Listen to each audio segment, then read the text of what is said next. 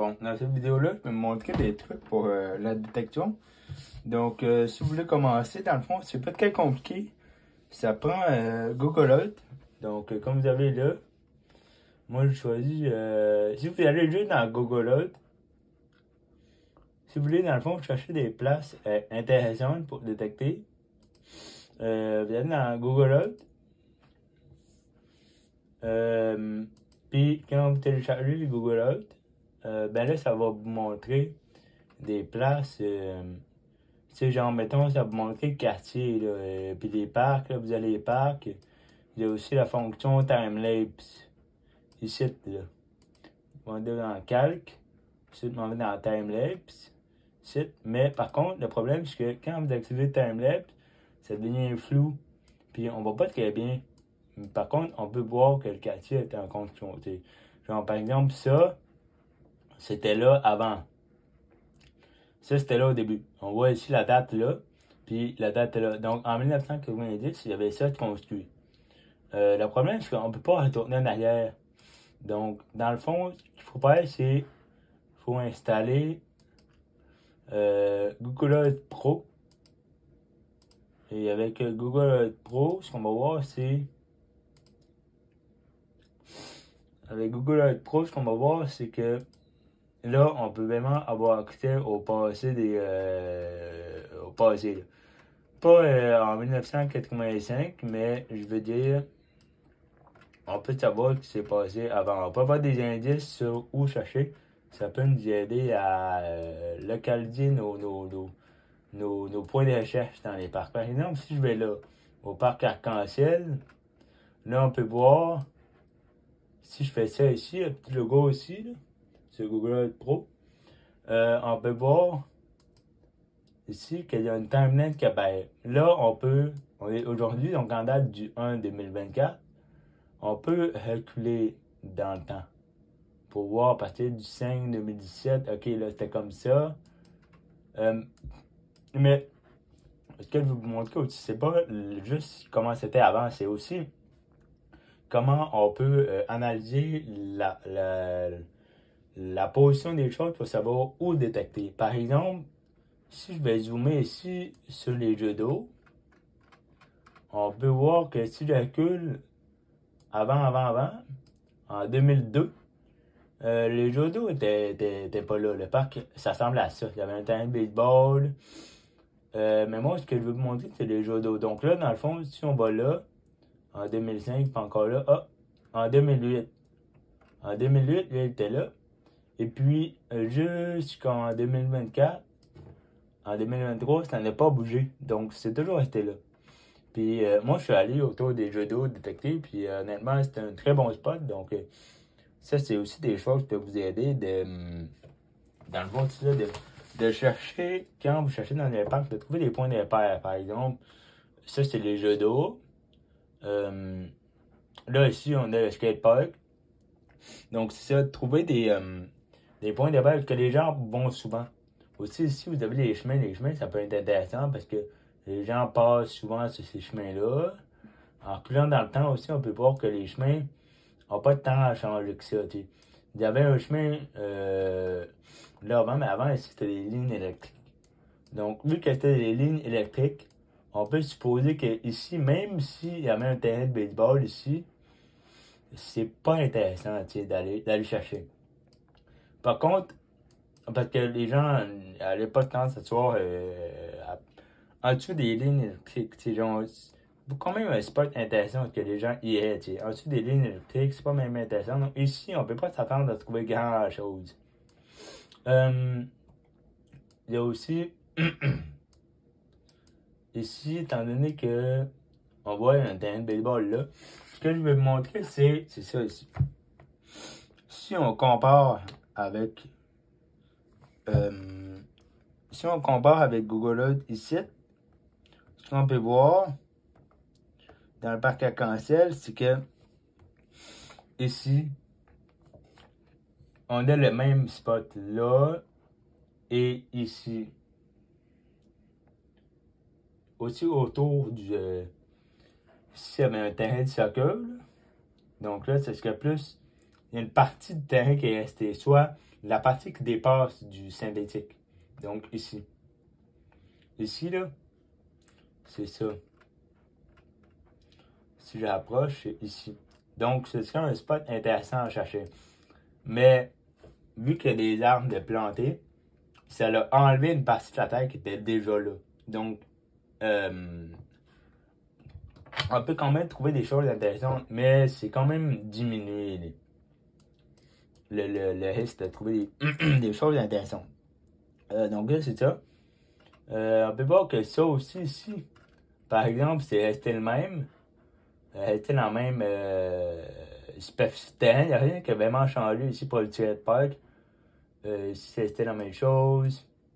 En 2002 aussi, c'était pareil. C'était exactement pareil. Puis encore aujourd'hui, en 2023, parce que ça, c'est la version 2023, c'est encore là. Donc ici, on peut voir que c'est resté la même chose depuis 2002. La même chose. Donc, dans le fond, c'est chercher proche des... là où le monde va souvent, par exemple, avant, j'allais souvent là, proche des estrades, ici.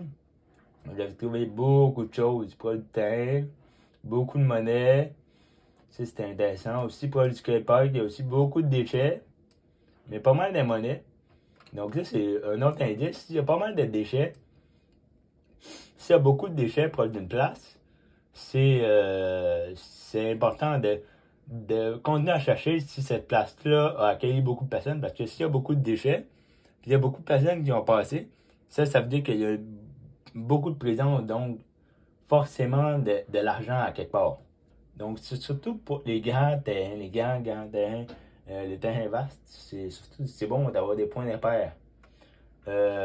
Donc, ça, pour les petits parcs, dans le fond, c'est pas tant obligatoire parce que les petits parcs, on fait la section des modules, la section du gazon, puis on est vite fini. Mais pour ce genre de parcs-là, avec une grande superficie, ce qu'on ferait, c'est on trouverait au maximum des points d'impair pour cibler nos recherches. Donc là, ce que je veux montrer, c'est le parc Pierre-Laporte. Parce que là, il y a un terrain de baseball. Là, vous allez me dire, mais qu'est-ce qui pourrait être intéressant à détecter dans un terrain de baseball? Dans le fond, qu'est-ce qui pourrait être intéressant de détecter? Ben, pourquoi je viens là, moi, c'est que, premièrement, on voit que ça, c'est en 2023. Ensuite, si on recule, on voit qu'il n'y avait pas de terrain. C'était un terrain de soccer. Puis, ce qui est intéressant, c'est quand on va sur Google Maps, on va chercher ici le parc, par exemple, le parc Pierre-Laporte. Alors, c'est où? Il est là. Si on va chercher le parc Pierre-Laporte, on va voir les photos. On voit, il y a de la présence humaine. Donc, ici, c'est surtout ça que je veux vous montrer, les rassemblements. Parce que c'est ça qui est important. Quand les gens se rassemblent comme ça, c'est clair qu'il y a plein de distractions, les gens perdent de l'argent sans s'en rendre compte. Donc, on peut voir, ce qui est intéressant là-dedans, c'est de voir les maisons en arrière. Quand on regarde ici, on voit les maisons en arrière, on voit la ligne de roche, de gravel, qui a tout ici, tout le long. On peut donc dire, OK, c'est sûr que c'est dans le diamond, dans le terrain de baseball. Donc, ce serait à partir d'ici, pour avoir une image claire, là, dans le fond, on va aller en 2013. Non, on va aller en 2023 pour avoir une image claire. On voit les maisons en arrière, ici. Donc, on peut supposer que c'est ceux-là. Une avec le toit comme ça, une autre avec le toit comme ça. Donc, ici, précisément, ces deux maisons-là. On peut donc supposer que le spectacle était ici, en parallèle de ces maisons-là, donc ici. C'est pour ça que c'est intéressant de chercher à l'intérieur du terrain de baseball.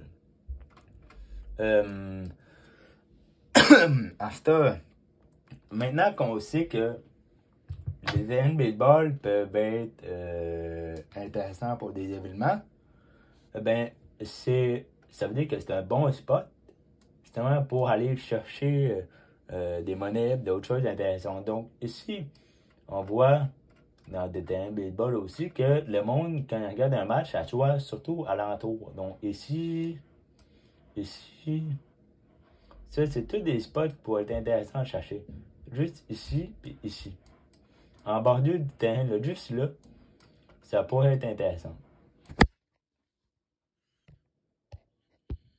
Il faut pas oublier aussi que un terrain, c'est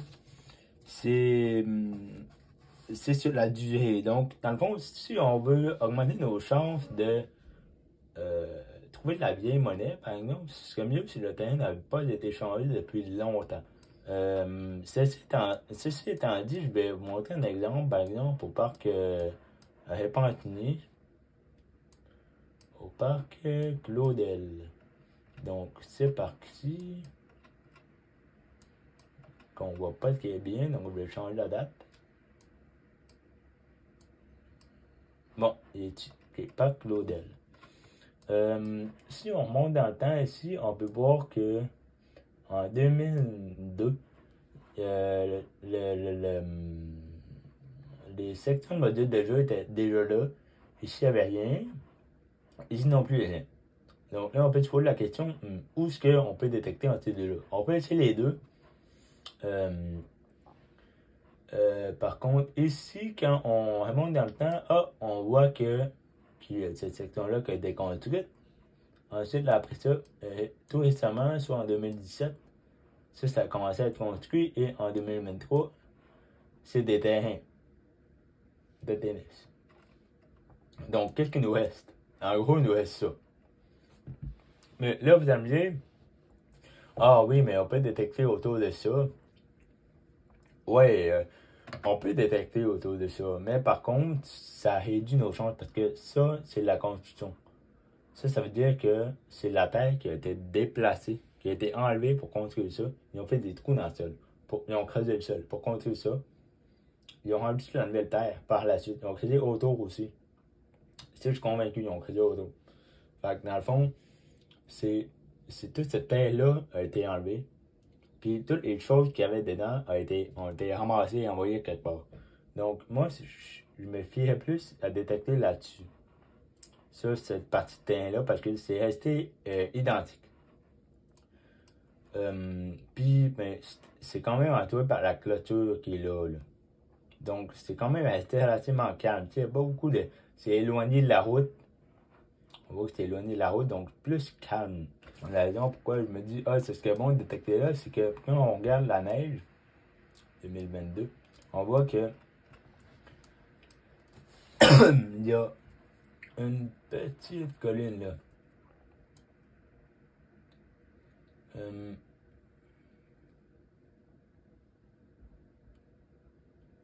Ouais, ici on peut voir que on peut penser que c'est peut-être dénivelé là. Donc, ça c'est bon. C'est un bon signe qu'il y a une colline là, ça augmente peut-être nos chances de trouver la monnaie. Maintenant, je vais vous montrer aussi pour une exception de colline. C'est ce que dans le parc Jacques-Lorrain qui est juste sinon. Parc Champigny. C'est ce que dans le parc Jacques-Lorrain qui est juste ici. Donc, on va en 2023. On voit qu'il y a un gros terrain de baseball. Et on peut se demander que la raison pour laquelle c'est carré comme ça, que quand on recule dans le temps, on voit que effectivement, il y avait un terrain de baseball. Maintenant, ça, c'est là que j'ai fait ma dernière vidéo de détection. J'avais pas trouvé grand chose. Mais pourquoi? Pas parce que j'étais dans le diamond du terrain, mais parce que si on regarde en hiver, donc en 2022, on voit que là, il y a une colline. Tout ça, c'est une colline. Et moi, j'ai détecté ça, cette colline-là.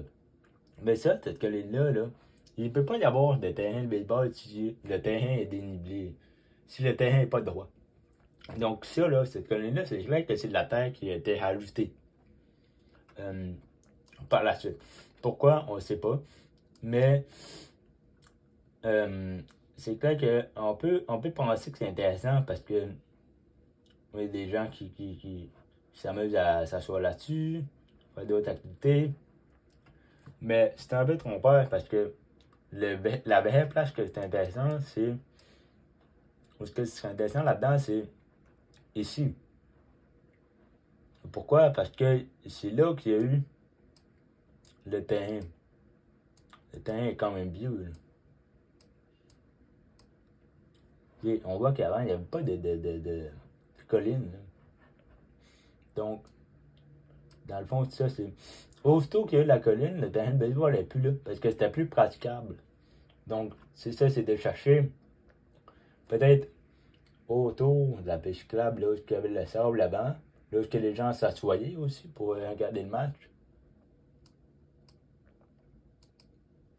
Ici. Donc, c'est ça qui est intéressant, c'est de chercher des tours comme ça. L'autre chose, c'est que, par exemple, aussi, si on va voir le parc La Baldière, là-bas, là, on voit que, ok, wow, là, 4 terrains de baseball.